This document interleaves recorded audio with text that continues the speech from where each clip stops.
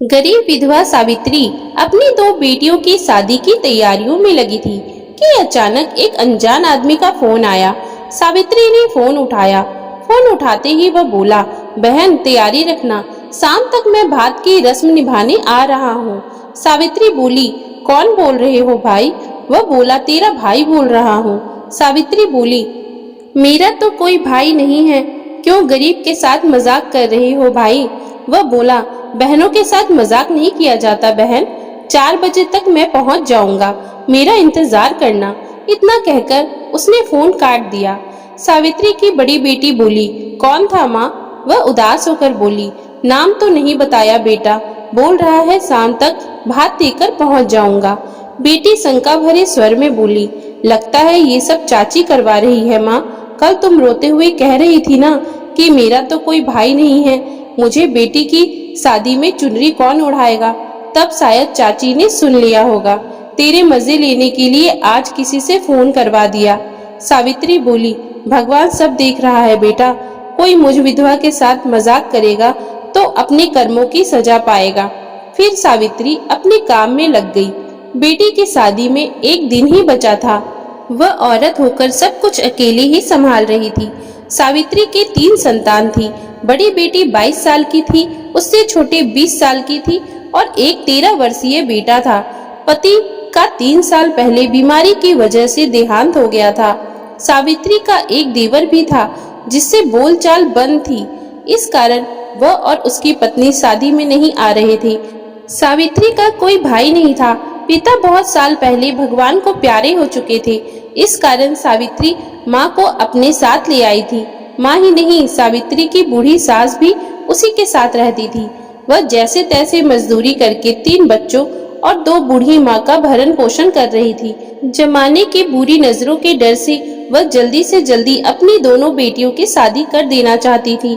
शादी में एक दिन बचा था कि अचानक उस अजनबी का फोन आ गया कि वह भात की रस्म निभाने आ रहा है। उस अजनबी की आवाज सुनकर पता नहीं क्यों सावित्री का दिल कह रहा था कि वह आएगा, वह जरूर आएगा, क्योंकि उसकी आवाज में एक सच्चाई थी। सावित्री की आर्थिक हालत ऐसी थी कि वह छोटा सा टेंट भी नहीं लगवा सकती थी, तो वो आने वाले अजनबी भाई के स्वागत की क्या तैयारी करती। बचपन से लेकर अब तक एक कमी उसे हमेशा रुलाती थी कि उसका कोई भाई नहीं है। बच्चों की शादी के समय तो ये कमी उसे सूल बनकर चुभने लगी थी। हर औरत की ख्वाहिश होती है कि उसका कम से कम एक भाई तो जरूर हो, ताकि बच्चों की शादी पर वह उसे चुनरी उड़ाकर हिम्मत बंधाए, उसके साथ खड़ा रहकर थोड़ी आर्थिक सहायता भी करे। शाम के 4 बजने वाले थे। विश्वास न होते हुए भी सावित्री और उसके बच्चों की नजर घर के मुख्य द्वार पर टिकी थी कि शायद वह फोन सच हो और वह अजनबी भात लेकर आ जाए। जैसे ही 4 बजे एक चमचमाती महंगी कार उसके घर के गेट के आगे आकर रुकी। फिर दूसरी गाड़ी आई, फिर तीसरी, फिर देखते ही देखते गाड़ियों की लाइन लग गई। इतनी गाड़ियां एक साथ आने से गांव की गलियां गाड़ियों से भर गई। पूरे गांव में खलबली मच गई। लोग अपने घरों की छतों पर चढ़कर ये नजारा देखने लगे, क्योंकि आज तक ऐसा कोई मेहमान सावित्री के घर कभी नहीं पहुंचा। सावित्री तो जैसे पागल सी हो गई थी। सोच रही थी, ये कैसा भाई है, ये तो पूरी फौज लेकर आया है, इतने लोगों को मैं कहाँ बैठाऊंगी। उसने बेटे को कहा, जल्दी पूरे मोहल्ले में बुलावा दे आ, बोलना मेरी माँ का भाई भात लेकर आया है। वह भागकर अंदर गई और भाई के तिलक और आरती के लिए थाली तैयार करने लगी। धीरे धीरे गाड़ियों से उतरकर भाती सावित्री के घर के गेट के आगे इकट्ठे होने लगी। सभी बड़े वीआईपी लोग लग रहे थे। पड़ोस की औरतें दौड़ दौड़कर सावित्री के घर आ रही थी। आते ही पूछती, बहन अपना ये अमीर भाई कहाँ छुपा कर रखा था? कौन है ये, कहाँ रहता है, पहले कभी बताया नहीं तुमने? सावित्री बेचारी क्या जवाब देती, उसे तो खुद ही नहीं पता था कि ये भाई है कौन। अचानक ये कहाँ से आ गया। सावित्री के सारे भाइयों ने पानी भी नहीं पिया, वो सीधे भात भरने लगे। सबसे पहले जो आदमी आया वह तिलक लगवाते समय बोला, बहन पहचाना क्या? सावित्री ने ना में गर्दन हिलाई। तब वह बोला, बचपन के दिन याद करो, जब एक 8 साल का बच्चा हमारे गांव के जोहड़ में डूब रहा था, तब तुमने अपनी जान पर खेलकर उसकी जान बचाई थी। मैं वही हूँ।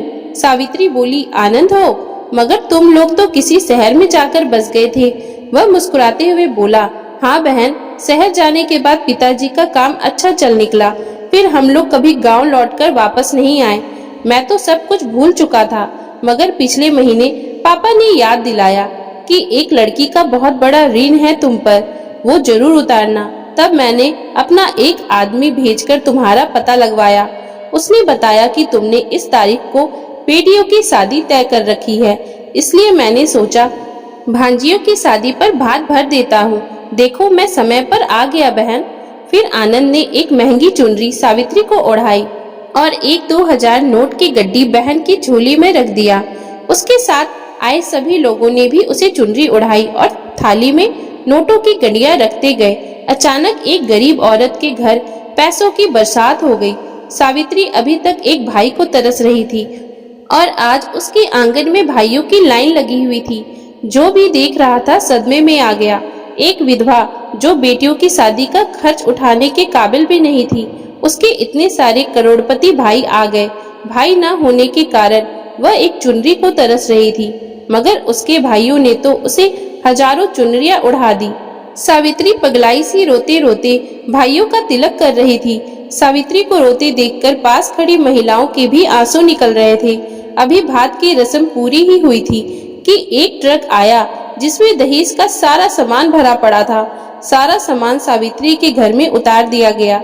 सारे सामान को सभी आंखें फाड़ फाड़ कर देखने लगे, क्योंकि इतना कीमती सामान किसी ने भी अपनी बेटी को नहीं दिया था। सावित्री को अपनी आंखों पर यकीन ही नहीं हो पा रहा था। उसे ये सब एक सपना सा ही लग रहा था। उसने कभी भी नहीं सोचा था कि उसकी बेटी की भात की रस्म इतने अच्छे से होगी।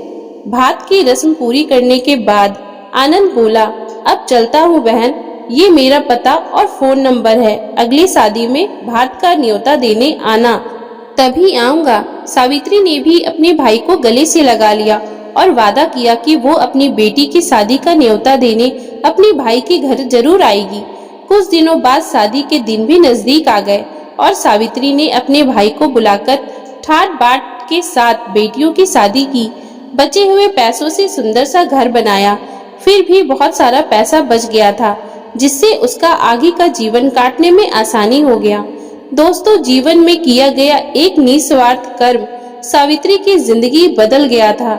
वह एक ईमानदार और दयालु महिला थी, इसलिए ईश्वर ने उसे अचानक इतना बड़ा तोहफा दिया कि वो खुद ही इसका यकीन नहीं कर पा रही थी। जहां वो एक भाई को तरस रही थी, वहां उसके हजारों भाई उसकी बेटी की भात की रस्म में आकर एक साथ खड़े हो गए। इतनी बड़ी खुशी पाकर उसका दामन खुशियों से भर गया।